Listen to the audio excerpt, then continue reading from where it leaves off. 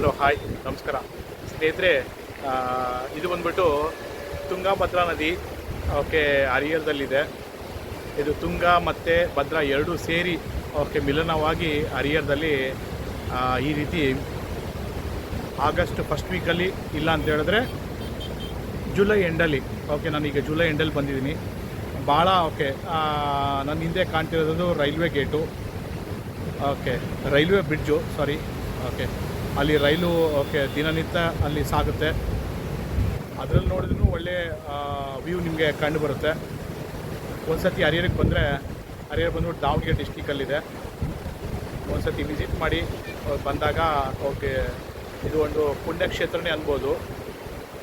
ಈ ತುಂಗಭದ್ರಾ ನದಿಯಲ್ಲಿ ನೀವು ಒಂದು ಸತಿ ಸ್ನಾನ ಮಾಡಿ, ಇಲ್ಲಿಂದ ಪವಿತ್ರವಾದ ನದಿ ಇದು. ನಿಮ್ಮದು ಏನೇ ದೋಷ ಏನೇ ಇದ್ರೂ ಇಲ್ಲಿ ಇದಾಗುತ್ತೆ ಅಂತ ಹೇಳ್ಬಿಟ್ಟು ನಮ್ಮ ಹಿರಿಯರು ಗುರುಗಳು ಹೇಳಿದ್ದಾರೆ. ಇಲ್ಲಿ ಭಾಳ ಒಳ್ಳೆಯ ಪುಣ್ಯಕ್ಷೇತ್ರ. ಒಂದು ಸತಿ ಬಂದಾಗ ವಿಸಿಟ್ ಮಾಡಿ ನೋಡಿ. ಮೈ ತುಂಬಿ ಹರಿತಾ ಇದೆ. ಇದು ನಮ್ಮ ಹರಿಹರ ತುಂಗಭದ್ರಾ ನದಿ, ದಾವಣಗೆರೆ ಡಿಸ್ಟಿಕಲ್ಲಿದೆ.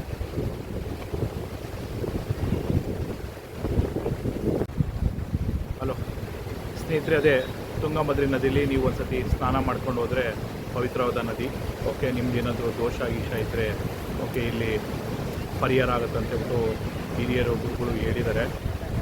ಒಂದು ಸತಿ ಹರಿಹರಕ್ಕೆ ಬಂದಾಗ, ದಾವಣಗೆರೆ ಡಿಸ್ಟಿಕ್ಕಿನ ಹರಿಹರ ಇದು ತುಂಗಭದ್ರಾ ನದಿ, ಒಂದು ಸತಿ ವಿಸಿಟ್ ಮಾಡಿ. ಈ ನದಿ ಬಂದ್ಬಿಟ್ಟು ಅದೇ ಆಗಸ್ಟು ಫಸ್ಟ್ ವೀಕು, ಇಲ್ಲ ಅಂತ ಹೇಳಿದ್ರೆ ಜುಲೈ ಎಂಡಿನಲ್ಲಿ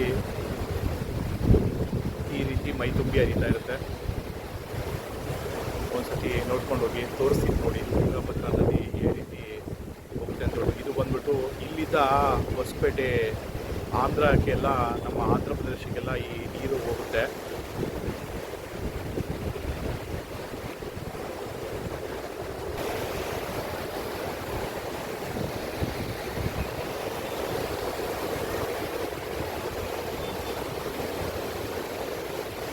ನೋಡಿ ಸ್ನೇಹಿತರೆ, ಸಾವಿರಾರು ಜನ ನೋಡೋದಕ್ಕೆ ಇಲ್ಲಿ ಬರ್ತಾರೆ. ಪುಣ್ಯಕ್ಷೇತ್ರ ಇದು. ಒಂದ್ಸತಿ ನೀವು ಬಂದಾಗ, ಹರಿಹರಕ್ಕೆ ಬಂದಾಗ, ಹರಿಹರ ತುಂಗಭದ್ರಾ ನದಿ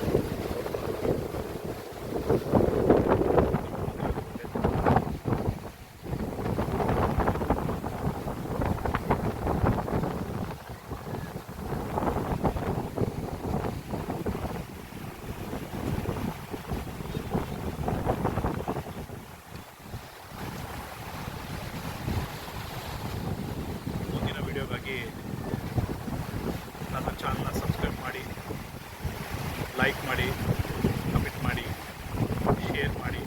ಥ್ಯಾಂಕ್ ಯು.